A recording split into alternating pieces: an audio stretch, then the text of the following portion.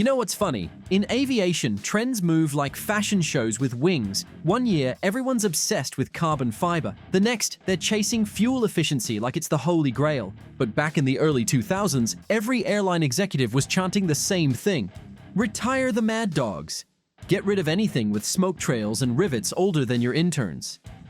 The skies were clearing out the old McDonnell Douglas jets, the DC-9s, MD-80s, 90s, all lined up for their final sunburns in the desert. And right as the entire industry was scrapping those relics, Delta Airlines did something insane. They looked at the scrapyard, pointed at one of the unloved leftovers, the Boeing 717, and said, "Yeah, we'll take all of them."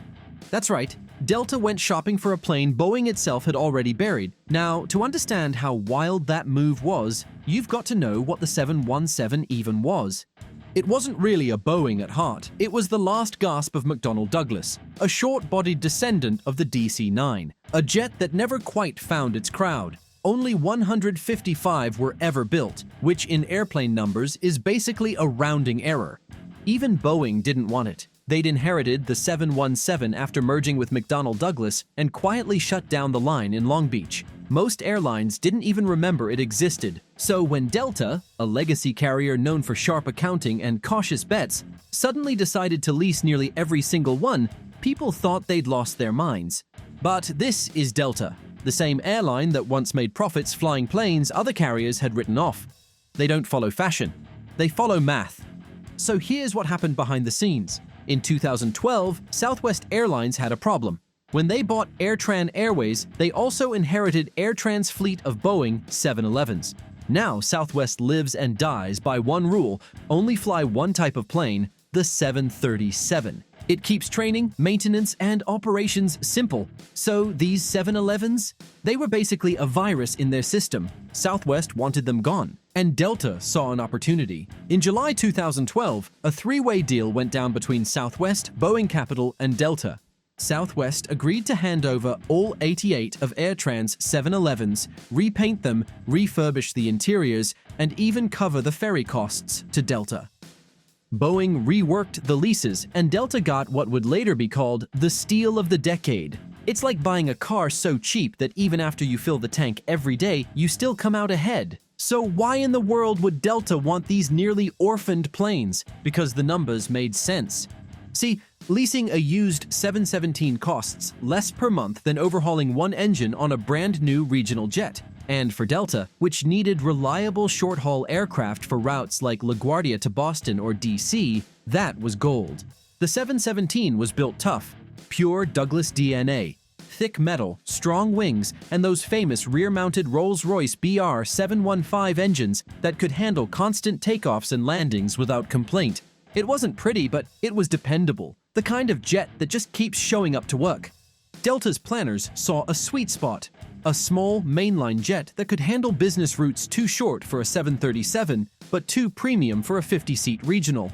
And with lease rates this low, every extra flight hour was basically printing margin. But what really sealed the deal wasn't just the airplane. It was Delta's culture. Most airlines outsource maintenance and training. Delta doesn't. They've got Tech Ops, their own massive in-house maintenance empire in Atlanta. These folks can keep a toaster flying if you give them enough parts. When other carriers whined about old aircraft needing spares, Delta just bought entire warehouses of them. They already had decades of experience with the MD-88 and MD-90, which were basically cousins of the 717. So the tooling, the manuals, even the cockpit layouts, all familiar territory. To Delta, maintaining these old jets wasn't a burden. It was a business. Every heavy check performed in-house meant more work for their mechanics and more third-party contracts from other airlines that couldn't match their efficiency. They turned what others saw as depreciation into an entire profit stream. And the pilots? They loved it. 3/4 of the AirTran pilots moved to Delta with type ratings already in hand.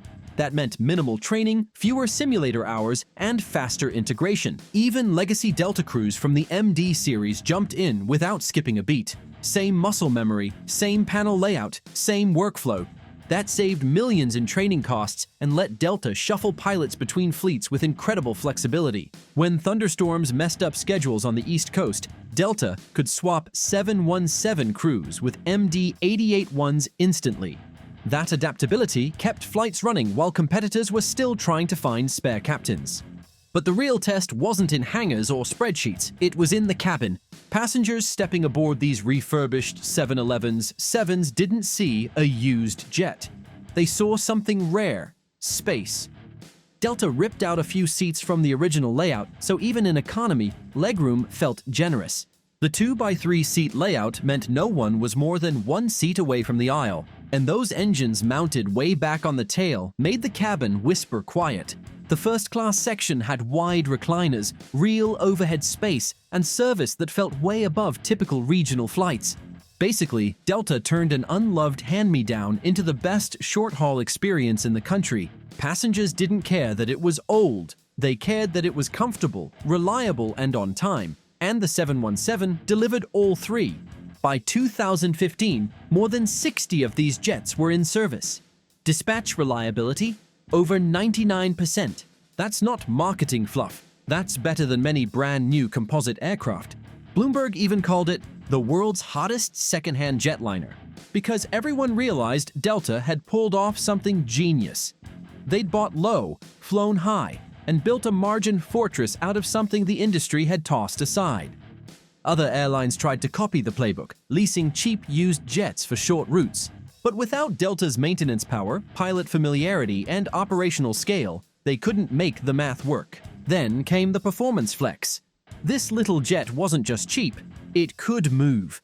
The 717 inherited the high-lift wing from the MD-90, designed for quick climbs and short runways. Pair that with those tail-mounted engines, and you get a thrust-to-weight ratio that's pure mischief.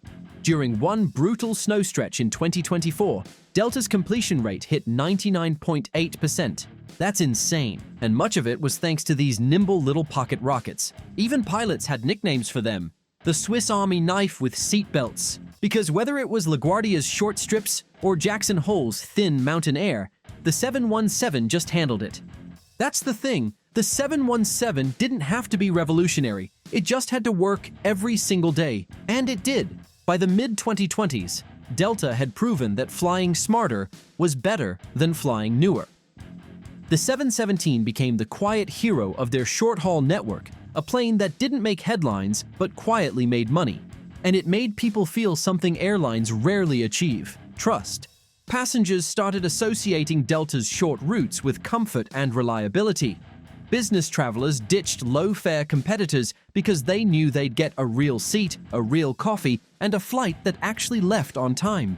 By the time other airlines realized what Delta had pulled off, it was already too late. The pocket rocket had quietly become the backbone of Delta's short-haul network, not because it was shiny or new, but because it simply worked. In an industry obsessed with whatever's next, Delta's big win came from an airplane everyone had already written off. While competitors chased composites and touchscreens, Delta was printing profit margins. It wasn't glamorous, it was smart. Mechanics loved it because it was solid and familiar. They'd spent years on MD-80s and 90s, so the 717 felt like family. When parts ran low, Delta didn't panic. They bought every leftover stockpile they could find and built their own warehouse. If something broke, they fixed it before passengers even noticed. That's how you turn reliability into reputation. Passengers didn't know the logistics, of course. They just saw flights that left on time, upgrades that cleared, and a calm ride with legroom that felt old-school comfortable. And that comfort turned into loyalty. Business travelers stopped chasing discounts because Delta's short routes simply worked better. Even flight attendants loved the layout. The 2x3 rows meant fewer aisle traffic jams and faster service. Every detail added up. The 711s quietly built the kind of trust airlines spend millions trying to advertise. But even the smartest aircraft has a shelf life. The 717's Rolls-Royce BR 715 engines were sturdy, but not exactly sipping fuel. With sustainable fuel rules tightening and efficiency becoming currency, Delta started planning the next chapter, the Airbus A220. And it wasn't a messy breakup. As each 717 reached its heavy maintenance check, an A220 took its place, like a relay baton passed perfectly mid-stride. The transition wasn't about abandoning the past, it was about evolving what worked. The 711 story is poetic when you think about it. It began as the last breath of McDonnell Douglas. a plane born during a corporate collapse and nearly scrapped before its first real act. Then Delta came along and proved that obsolete doesn't mean useless. Through their eyes, the 717 became a statement. Craftsmanship still matters, reliability still sells, and sometimes the best innovation is reusing what already works better than anything new. Every time one of these little jets lifted off from LaGuardia or DC, it was flying irony through the clouds, a dead plane outlasting the trendsetters. Executives up front didn't care what year it was built. They cared that it landed on time. That's the magic of comfort. It never goes out of style. While other airlines bragged about futuristic orders, Delta focused on discipline. They proved that good management can make old hardware outperform newer tech. And that's exactly what happened. The 717 turned into a moneymaker, a pilot trainer, and a quiet lesson in patience. One day, maybe in the early 2030s, the last Delta 717 will take off for its retirement flight. No confetti, no fanfare, just another smooth departure. A few passengers will sip coffee, look out the window, and have no idea they're riding a piece of aviation strategy that changed an industry. That's the 717's legacy. Humble excellence. If you ever step aboard one before they're gone, pay attention. That deep, clean hum from the tail, that's old-school Douglas engineering still flexing. That effortless climb out of LaGuardia, that's a design that never forgot its purpose. Delta's bet on the 717 proved something powerful. Progress isn't always about chasing the future. Sometimes it's about mastering what already works. While competitors burned cash reinventing the wheel, Delta doubled down on reliability, training, and efficiency, and won.